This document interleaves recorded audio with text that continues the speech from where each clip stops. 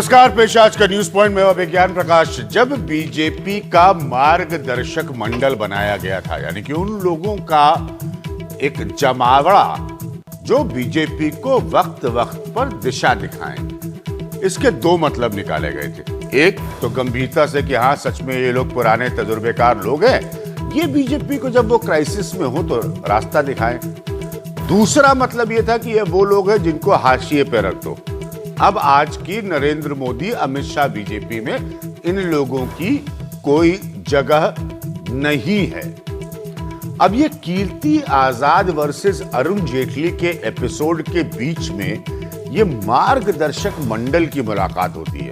ये बड़ा महत्वपूर्ण है, क्योंकि मैं लगातार आपको बता रहा हूं कि 2013 में ही लालकृष्ण आडवाणी ने लिख दिया था कि उन्हें ये बीजेपी के तौर तरीके समझ में नहीं आते। ये देखिए, मार्गदर्शक मंडल की, ये लोग इंपॉर्टेंट लोग हैं या हाशिए पर, ये आप तय करिए।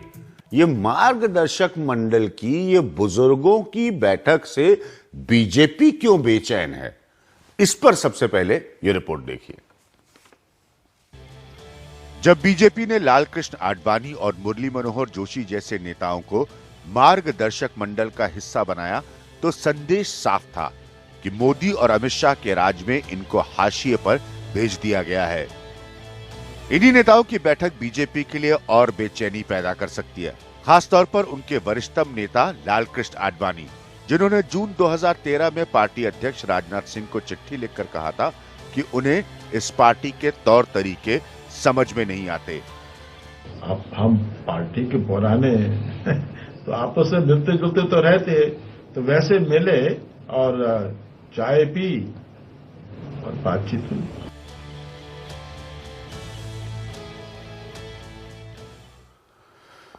तो वरिष्ठ नेता जो पहले हाशिए पर थे, अब सक्रिय हो गए। क्या ये किसी किस्म का इशारा है? क्या ये किसी किस्म का संकेत है जो मौजूदा लीडरशिप जरा समझे?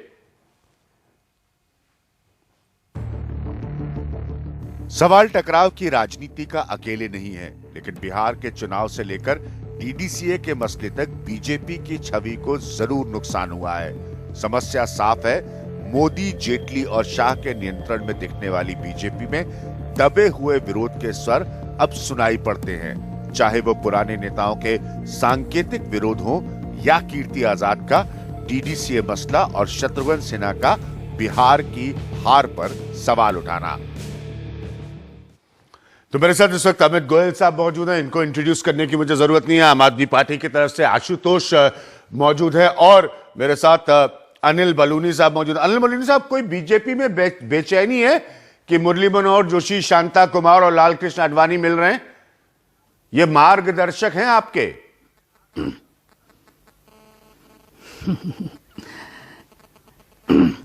अभिज्ञान जी, हमारे मार्गदर्शक मंडल के लोग मिले, हमारे वरिष्ठ नेता लोग मिले, इसमें क्या बेचैनी हो सकती है? मेरे को लगता है कि बेचैनी तो टेलीविजन चैनल्स पे ज्यादा होती है, बाकी हमारे यहाँ कोई बेचैनी नहीं है।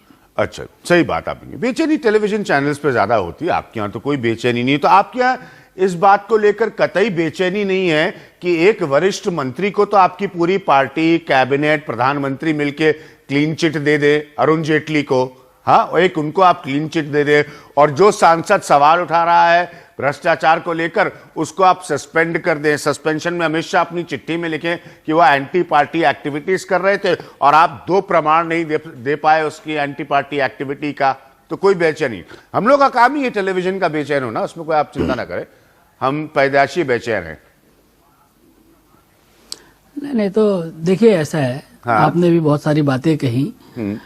आप अभिज्ञान जी देखिए, आपने भ्रष्टाचार की बात की। हाँ। हमारा साफ कहना है कि ये भ्रष्टाचार, देखिए ये जो पूरा मामला है भ्रष्टाचार से जुड़ा हुआ नहीं है, ये व्यक्तिगत पूर्वाग्रह का मामला है। और देखिए, जहां तक भ्रष्टाचार का विषय इस मामले में नहीं, डीडीसीए का मामला भ्रष्टाचार से जुड़ा हुआ नहीं है, तो किससे जुड़ा हुआ है भाई? डीडीसीए का मामला, अनिल बलूनी साहब, भ्रष्टाचार से जुड़ा हुआ नहीं है, तो जरा बताइए किससे जुड़ा हुआ है? क्या ये कीर्ति आजाद की पर्सनल बैटल है अरुण जेटली के साथ? आप स्पष्ट कर दीजिए, मैं एक सवाल नहीं पूछूंगा इस मसले पर।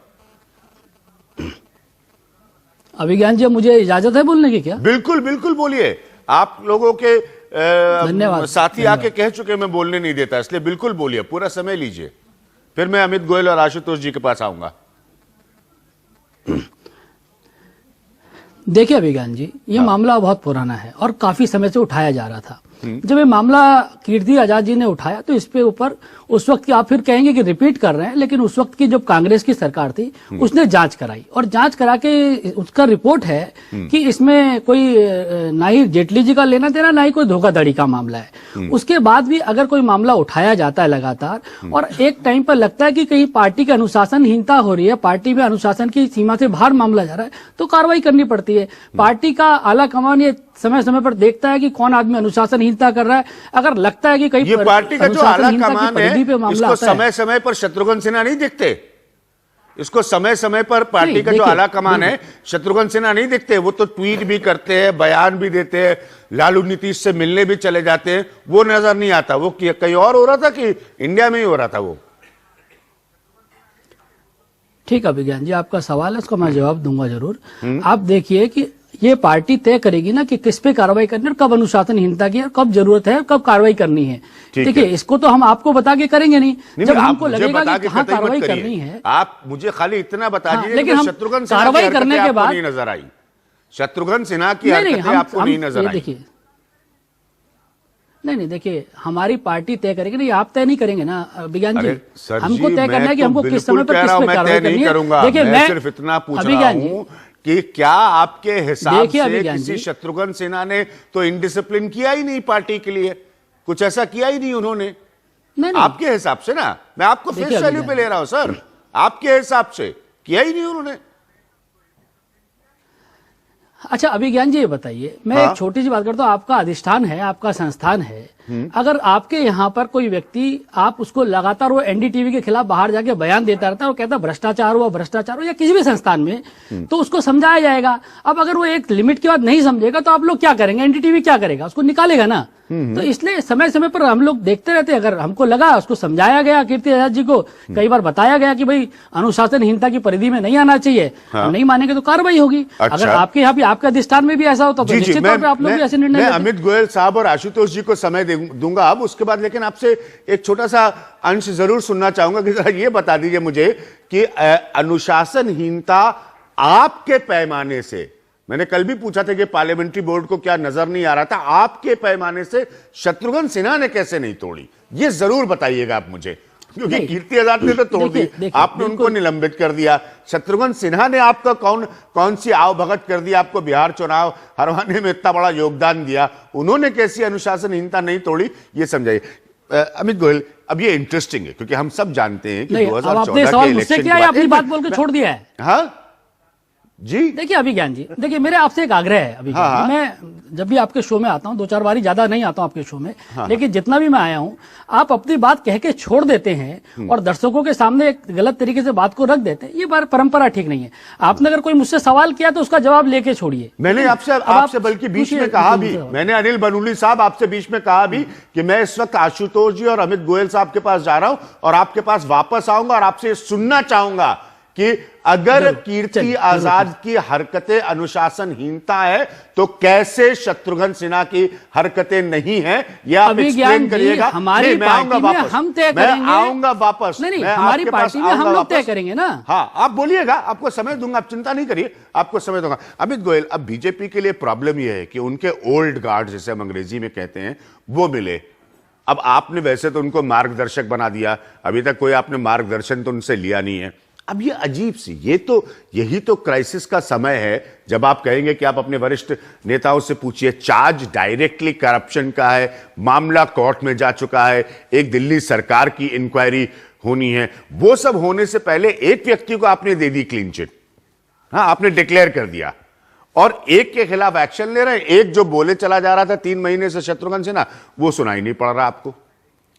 देखिए, शत्रुघ्न सिन्हा की जहां तक बात है जी, शत्रुघ्न सिन्हा भी इनडिसिप्लिन के दायरे में आते हैं। हाँ, उनसे ज्यादा कौन सा कोई डिनाइंग नहीं है, आलोचना करने लेकिन शत्रुघ्न सिन्हा के जो चार्जेस और जो उनका कंडक्ट रहा है, हाँ, वो कीर्ति आजाद से बहुत सॉफ्ट रहा है। कीर्ति आजाद तो बिल्कुल हेड ऑन जैसे करप्शन चार्ज लगा। हाँ, लेकिन शत्रुघ्न सिन्हा ने एंडोर्स किया, साथ दिया कीर्ति आजाद का। हाँ, तो अब ये आप आज के दिन में नहीं कह सकते हैं कि शत्रुघ्न के खिलाफ कोई कार्रवाई होगी नहीं। शत्रुघ्न भी इनडिसिप्लिन के दायरे में आ चुके हैं और मेरे ख्याल संज्ञान में जरूर होगा बीजेपी के। लेकिन कीर्ति आजाद जो हैं उन्होंने तो जैसे एक लिमिट को, लक्ष्मण रेखा को उन्होंने पार किया। हाँ, और एक तरह से इनवाइट किया। हाँ, कि मेरे खिलाफ आप एक्शन लीजिए। शत्रुघ्न सिन्हा भी कुछ हद तक जा चुके हैं, कीर्ति आजाद का साथ दे रहे हैं। कीर्ति आजाद को उन्होंने आज हीरो भी बोला है कि आप हीरो हैं आज के दिन के। और ये जितने मार्गदर्शक हैं ये भी बैठ रहे हैं। लेकिन आपको एक बात मानकर ये देखनी पड़ेगी कि ये सब एक तरीके से विद इन बीजेपी, एक बीजेपी की लीडरशिप के खिलाफ शुरू से रहे, चाहे वो मार्गदर्शक हैं, चाहे शत्रुघ्न सिन्हा हैं या। लेकिन मार्गदर्शक जो है अमित गोयल, वो एक समय में खुद लीडरशिप थे। वो लीडरशिप थे जब भी आज मार्गदर्शक हैं। हाँ, क्योंकि ये leadership BJP as a party में अलग हो चुकी है। ठीक है, और बीजेपी आगे बढ़ चुकी है। हाँ, आशुतोष, क्या आपको लग रहा है कि ये बीजेपी का क्लासिकल एग्जाम्पल बनता जा रहा है डबल स्टैंडर्ड्स का? मैं आप लोगों के बारे में भी पहले दिन से कह रहा हूं कि आप लोगों ने गंभीर आरोप लगाए हैं, अरविंद केजरीवाल ने गंभीर आरोप लगाए हैं। आपको अंततः उसे जो भी जांच का माध्यम हो उससे साबित करना होगा, प्रूफ करना होगा। आशुतोष, देखिए अभिज्ञान जी, जो बात अभी बीजेपी के हमारे साथी कह रहे हैं उसमें दो बातें बड़ी महत्वपूर्ण है। पहली बात वो कह रहे हैं कि हमारा अंदरूनी मामला है, हमें जो मन में आएगा सो हम करेंगे। दूसरी कह रहे हैं भ्रष्टाचार के आरोप नहीं। ये बात सच है कि लोकतंत्र के अंदर आपकी पार्टी है जो चाहे सो फैसला करे, लेकिन ये लोकतंत्र है। लोकतंत्र में अगर आप कोई फैसले करेंगे तो जनता के सामने जवाबदेही स्पष्ट होगी, लोगों को जवाब देना पड़ेगा। आप ये कह के नहीं हो सकते हमारा अंदरूनी मामला में जवाब नहीं देंगे। दूसरी बात मैं कहना चाहता हूं, मैं आपको 13 सितंबर 2013 की याद दिलाना चाहता हूं, जिस दिन प्रधानमंत्री जी, जिस दिन नरेंद्र मोदी को प्रधानमंत्री पद का उम्मीदवार घोषित किया गया, उस दिन लालकृष्ण आडवाणी ने एक चिट्ठी लिखी थी। उस चिट्ठी में लिखा था और उन्होंने कहा था कि पार्टी दीनदयाल उपाध्याय, श्यामा प्रसाद मुखर्जी और अटल बिहारी वाजपेयी के आदर्शों से भटक गई है और एक व्यक्ति के निस्वार्थ स्वार्थ की पूर्ति में लगी हुई है। ये लालकृष्ण आडवाणी का बयान है, जिनका बहुत बड़ा योगदान है पार्टी को बड़ा करने में। आपने बार बार सवाल करे कीर्ति आजाद का, मैं बार बार जिक्र कर रहे शत्रुघ्न सिन्हा का, आप भूलिए मत। आरके सिंह साहब जो बीजेपी के सांसद हैं, पूर्व गृह सचिव हैं, उन्होंने क्या कहा था? उन्होंने कहा था कि पार्टी के अंदर करोड़ों रुपए लेकर बिहार चुनाव के दौरान टिकट बांटे गए। ये पार्टी के लिए बीच चुनाव के दौरान इससे ज्यादा डैमेजिंग और नुकसानदेह कोई बयान नहीं हो सकता था और उन्होंने पार्टी फोरम नहीं, पार्टी के बाहर दी, लेकिन उनके खिलाफ कार्रवाई नहीं हुई। यानी पार्टी को अगर नुकसान पहुंचता है तो कोई कार्रवाई नहीं होगी, लेकिन अगर किसी व्यक्ति विशेष के खिलाफ अगर कोई आरोप लग जाए और उस पर कोई नेता अगर बयान देता है तो वो नुकसान होता है। तो मैं बार बार कहना चाहता हूं, आडवाणी जी का वो बयान लीजिए, आरके सिंह से उसको जोड़िए और फिर देखिए पार्टी व्यक्तिवादी हो गई है, संगठन और जो सामूहिक नेतृत्व की बात पीछे छूट गई है। हाँ, आज लेकिन आम आदमी पार्टी के बारे में भी आशुतोष यही कहा जाएगा कि वो भी व्यक्तिवादी है पूरी तरह से। अरविंद केजरीवाल, हाँ आशुतोष जी, जहां तक योगेंद्र जी और प्रशांत जी की बात है, इस बारे में पिछले 8 महीने से लगातार आपके चैनल पर, सारे चैनलों पे चर्चा हो चुकी है। आज वक्त कीर्ति आजाद और बीजेपी को नापने का है। उसके संदर्भ में आप बात रखें तो ज्यादा बेहतर होगी। जहां तक योगेंद्र जी पर अगर आप चर्चा रखेंगे, मैं उस दिन भी बैठ के आपसे चर्चा करूं, कभी भागा नहीं चर्चा से। मैं बार बार कह रहा हूं कि आज बीजेपी वो बीजेपी नहीं जो लालकृष्ण आडवाणी, मुरली मनोहर जोशी और अटल बिहारी वाजपेयी ने बनाई थी। आज वो बीजेपी है जहां पर भ्रष्टाचार के खिलाफ अगर कोई भ्रष्टाचार कोई उजागर करता है तो वो पार्टी विरोधी गतिविधि मान लिया जाता है। ये नई परिभाषा जो बीजेपी की तरफ से आ रही है, ये बीजेपी को अंततः उसी रास्ते पर ले जाएगी जिस रास्ते पर इंदिरा गांधी की कांग्रेस को लेकर गई।